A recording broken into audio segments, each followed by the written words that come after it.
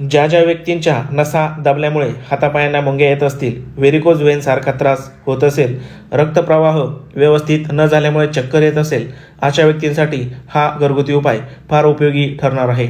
हा उपाय कसा बनवायचा आणि तो कसा वापरायचा यासाठी आरोग्यदायी आयुर्वेदला लाईक आणि फॉलो करून हा व्हिडिओ शेवटपर्यंत बघा. यासाठी आपल्याला फक्त 3 गोष्टी लागणार आहेत. आपण 1 मोठी वेलची, दालचिनीचा एवढासा तुकडा आणि 2 लवंगा घ्यायच्या आहेत. कोणत्याही किराणा दुकानात या वस्तू आपल्याला सहज उपलब्ध होतात. आपण या तिन्ही वस्तू खलबत्त्यात थोड्याशा कुटून घ्यायच्या आहेत, जेणेकरून यामधील इसेन्शियल ऑइल आणि मिनरल्स बाहेर येतील. यानंतर 1 ग्लास पाण्यामध्ये या गोष्टी उकळून घ्यायच्या आहेत. या दरम्यान यामध्ये आवडीनुसार गूळ देखील ॲड करायचा आहे.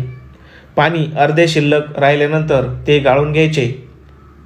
आता हा काढा सकाळी सकाळी चहासारखा प्यायचा आहे. 4 ते 5 दिवसच हा उपाय करायचा आहे.